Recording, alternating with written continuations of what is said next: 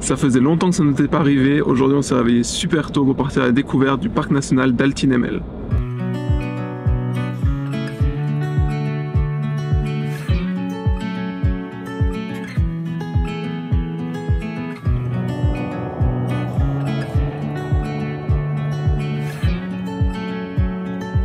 Il est à peine 7 h, on approche déjà de l'entrée du parc. On a récupéré une carte en papier un peu imprimée, pas du tout à l'échelle. On va d'abord partir pour les montagnes de Katutao et Daktao. Je crois qu'il y a plusieurs stops en chemin. Et ensuite on va tout revenir en arrière, donc c'est à peu près 150 km, pour partir en direction des Singing Dunes, qui est vraiment l'endroit à visiter dans le parc national. Je crois que la route est pas terrible, ça risque de secouer beaucoup, donc on se retrouve dès qu'on peut faire des petits stops.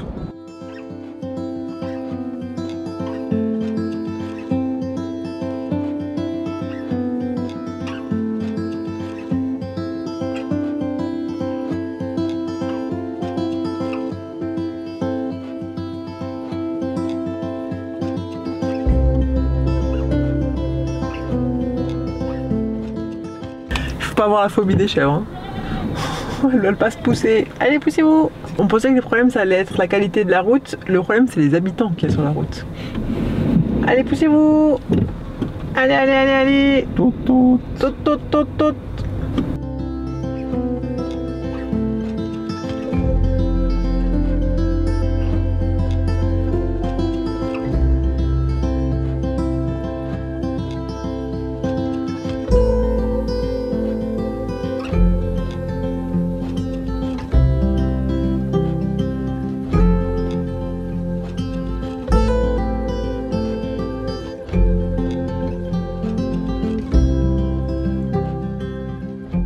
Bon, on vient d'arriver, on s'est garé. Franchement, là, 1h30 sur cette route, c'était un peu relou. En fait, ça a été aplati par des bulldozers. Et du coup, vous avez ces espèces de hachures, je sais pas comment expliquer, mais si vous avez déjà roulé sur des routes aplaties par des bulldozers, vous voyez de quoi je parle. Et du coup, c'est tout le long. Et c'est vraiment pas très agréable. Et là, donc, on est arrivé à Aktao, donc les montagnes. Ça ressemble un peu, encore une fois, au paysage de l'Utah, je trouve, et c'est trop beau, on va aller explorer ça. Oh waouh! Ça vaut combien ça, tu crois? Franchement, un demi-copec. C'est trop beau. On n'a pas le droit de prendre. Tu penses qu'on va pas réussir à passer la frontière avec? Hop, on remet. On met sa place. Ouais, pas tout à fait à sa place.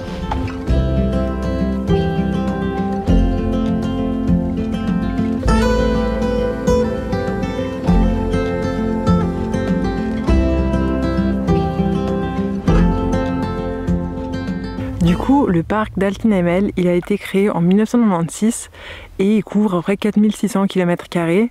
On est à l'extrémité, au niveau de la montagne Aktao, et ça va jusqu'à la rivière Ili. Et en fait, c'est hyper cool parce qu'il y a 2-3 endroits qui sont désignés pour camper. Si vous avez une tente, il y a des spots pour camper.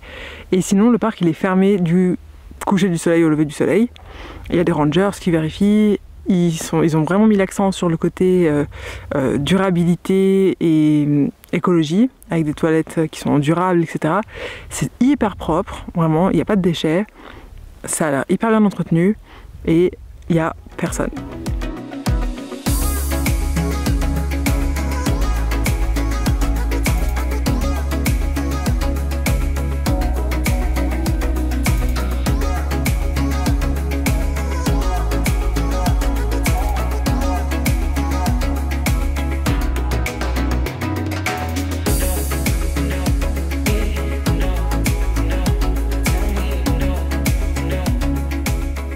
Du coup, vous pouvez apprécier derrière moi les montagnes de Aktao, donc qui s'étendent sur 30 km et qui ont plus de 400 millions d'années.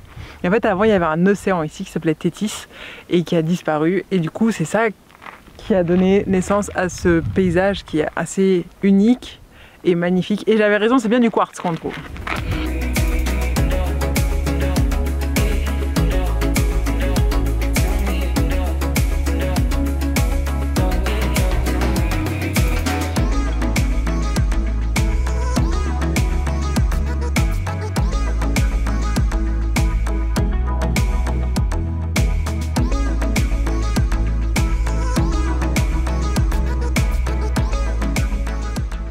Ça va Marie? En fait là on est arrivé à Katutao après une route encore horrible hein, évidemment.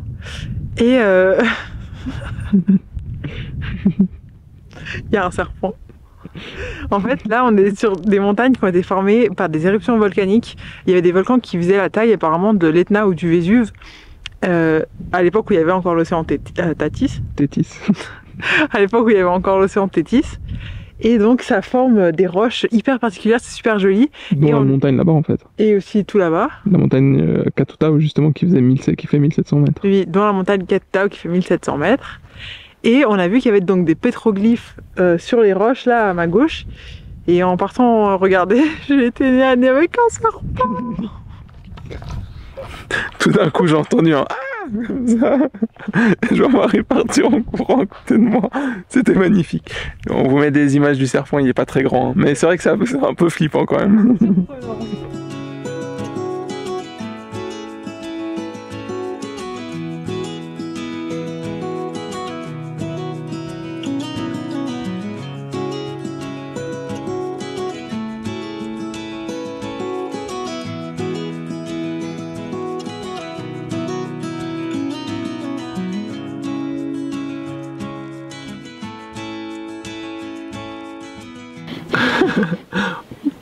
Je crois que vous l'avez remarqué, on s'est fait un nouvel ami, un petit chat.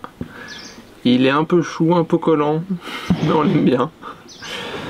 On s'est arrêté, on a quasiment tout revenu en arrière ce qu'on avait roulé ce matin, et on s'est arrêté dans une sorte d'oasis. C'est une forêt. On me voit ou pas? Oui.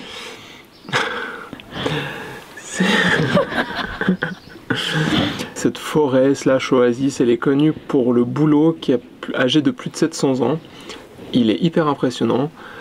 Et ben on s'est juste posé, on a un peu l'impression d'être dans le jardin des gens, je crois que c'est la maison du ranger. On s'est posé là, on a mangé, on a le petit chat qui fait la toilette. Et il y aurait un mythe qui dirait que Gengis Khan s'est reposé à l'ombre de ce bouleau. Du coup on peut un peu se sentir comme Gengis Khan.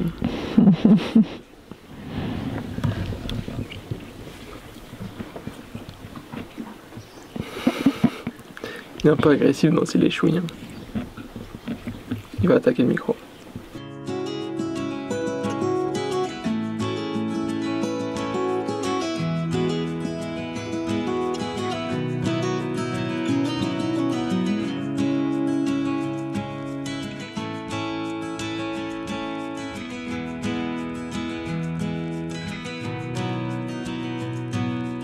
Le Kazakhstan par rapport au Kirghizistan par exemple, c'est un pays qui est connu pour être hyper désertique et on n'avait pas encore trop vu ça jusqu'à présent. Bah là c'est bon, on a compris hein. Et d'ailleurs juste là,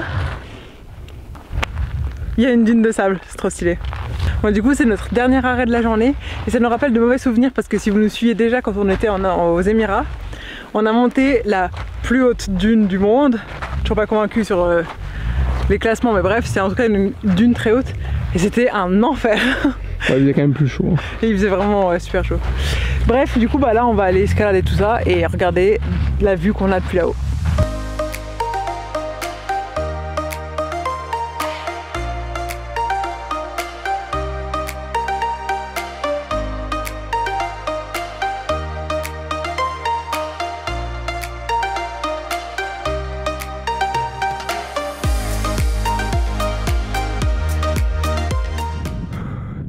Je viens d'arriver au sommet de la dune. C'était tellement fatigant. Marie arrive gentiment. Elle est juste là derrière. Elle fait quand même 150 mètres de haut cette dune. Hein. Et 3 km de long. C'est assez impressionnant. Depuis le sommet, on a une magnifique vue sur la rivière Ilé. C'est trop beau. Et donc ça s'appelle les Sinking Dunes parce que quand le vent souffle depuis l'ouest et qu'il fait chaud et sec, il y aurait un bruit selon les informations en bas d'avions qui décollent. D'après Wikipédia, d'orgue, donc on sait pas trop. Malheureusement, le vent souffle pas depuis l'ouest, donc on peut pas vous dire.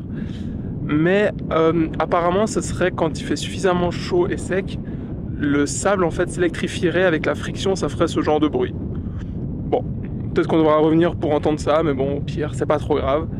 Mais je crois que Marie vient d'arriver et il me semble qu'elle en a plein les chaussettes.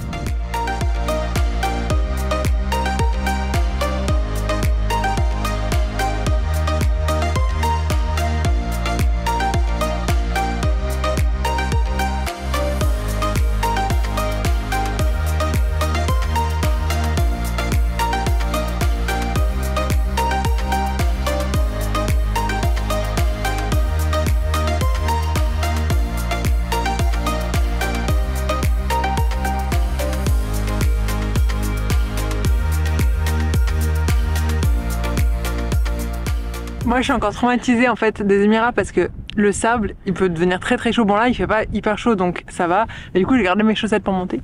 Et je vais vider ça et en même temps je vais vous raconter de la légende qui est aussi avec les dunes. C'est que en fait le diable il aurait été fatigué et il se serait reposé dans la rivière. Et en fait il a commis tellement de péchés que le temps qu'il se réveille, en fait il s'est jamais réveillé et il a été enseveli par le sable et du coup c'est ces grondements qu'on entendrait quand les dunes chantent.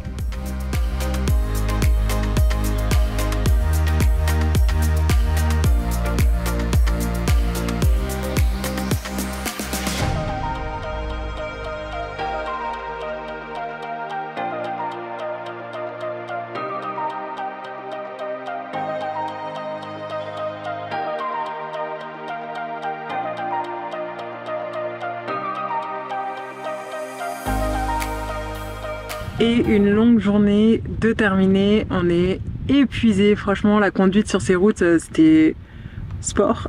On est hyper poussiéreux, sableux, crasseux, du coup on a hâte d'aller se doucher et de manger un bon repas. Et on tient à remercier notre bon vieux Tompak Taike parce qu'il nous a pas lâché, on n'a pas crevé. On a des colocataires polonais avec nous au logement qu'on a croisés sur la route, ils nous ont dit ils ont crevé 2 pneus. Et ben nous, rien du tout. Merci Tompak. Et du coup, si cette journée vous a plu, vous avez apprécié découvrir le Kazakhstan et le parc d'Altin Emel, n'hésitez pas à nous laisser un petit commentaire, un pouce en l'air et à vous abonner pour voir la suite de nos aventures au Kazakhstan.